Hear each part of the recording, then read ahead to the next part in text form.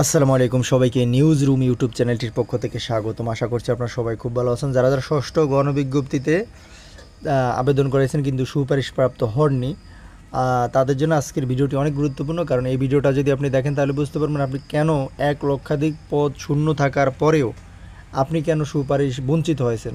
অর্থাৎ আমরা কিন্তু তখন ভিডিও দিয়েছিলাম, সবাইকে বলেছিলাম আপনাদের সবার এবার জব হয়ে যাবে। কারণটা হচ্ছে এখানে 1 লক্ষ শূন্য পদের বিপরীতে মাত্র আবেদন পড়েছে 1.5 লক্ষ। সেখানে কিন্তু সবার জব হয়ে যাওয়ার কথা, কিন্তু দুর্ভাগ্যজনক বিষয় হলে এটাই সত্য যে আপনাদের অনেকেরই কিন্তু প্রায় এখানে অনেক হাজার হাজার প্রার্থী কিন্তু বাদ পড়ে গেছে। তো কেন বাদ পড়ে গেছে এটা কিন্তু স্যার কিন্তু আজকে বলেছে, এনটিআরসির চেয়ারম্যান আমিনুল ইসলাম স্যার কিন্তু বলেছে, নিজের মুখেই শুনবেন।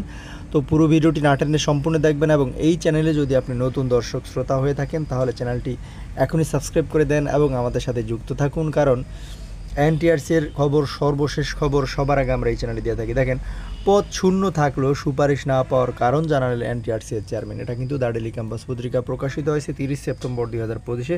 স্যারের ছবিটা কিন্তু এখানে দেওয়া হয়েছে, এনটিআরসির চেয়ারম্যান মোহাম্মদ আমিনুল ইসলাম। চলেন বিস্তারিত জানি। তো প্রথমেই লেখা আছে, ষষ্ঠ গণবিজ্ঞপ্তিতে 1 লাখ পদ শূন্য ছিল। সবাই এটা কিন্তু অবগত আছেন, ষষ্ঠ গণবিজ্ঞপ্তিতে 1 লাখ পদ শূন্য ছিল। আবেদন করেছিলেন 57,840 জন, তবে আমরা সবাইকে সুপারিশ করতে পারিনি। এর পেছনে নানা কারণ রয়েছে। দেখেন, এখানে লেখা আছে যে 1 লক্ষ পদ শূন্য ছিল, আবেদন করেছে 57,840 জন। দেখেন, হয়তো 1.5 লক্ষের একটু সামথিং বেশি হবে। তো সেখানে কিন্তু সবাইকে তারা স্যার বলেছিল যে আমরা সবাইকে সুপারিশ করতে পারিনি। এর পেছনে নানা কারণ রয়েছে। কী কারণ? মঙ্গলবার 30 সেপ্টেম্বর বেসরকারি শিক্ষক নিবন্ধন ও প্রত্যয়ন কর্তৃপক্ষের এনটিআরসির কার্যালয়ে আয়োজিত এক কর্মশালায় এসব কথা বলেন এনটিআরসির চেয়ারম্যান মোহাম্মদ আমিনুল ইসলাম। দেখেন, 30 সেপ্টেম্বর মঙ্গলবার দিন ছিল, ওই দিনই কিন্তু স্যার এই কথাগুলো বলেছেন যে আমরা সবাইকে খুশি করতে পারিনি। তিনি বলেন, ষষ্ঠ গণবিজ্ঞপ্তিতে বেশি নম্বর পেয়েও অনেকে সুপারিশ পাননি। এর অন্যতম কারণ হলো ওই প্রার্থী পছন্দক্রমে অল্প কয়েকটি প্রতিষ্ঠানের নাম দিয়েছিলেন। তার আত্মবিশ্বাসের কারণে তিনি সুপারিশ বঞ্চিত হয়েছেন।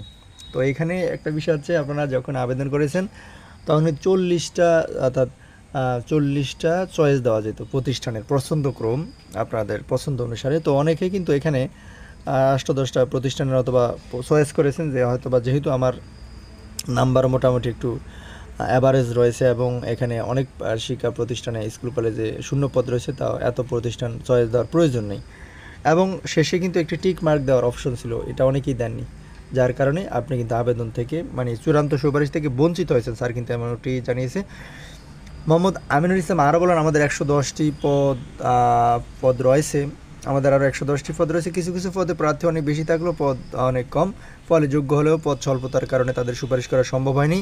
এ সময় চেয়ারম্যান বলেন, 18তম শিক্ষক নিবন্ধনের মাধ্যমে 60,521 জন শিক্ষক নিবন্ধন সনদ অর্জন করেন এসব প্রার্থী, এবং 17তম নিবন্ধনের প্রার্থীদের আবেদনের পরিপ্রেক্ষিতে 41,627 জনকে বিভিন্ন প্রতিষ্ঠান নিয়োগ সুপারিশ করে। তাদের মধ্যে আজ মঙ্গলবার সকাল পর্যন্ত 36,343 জন যোগদান করেছেন বলে জানান তিনি। তা আশা করি বুঝতে পেরেছেন। আপনাদের প্রতি শুভকামনা থাকবে। আসসালামু আলাইকুম।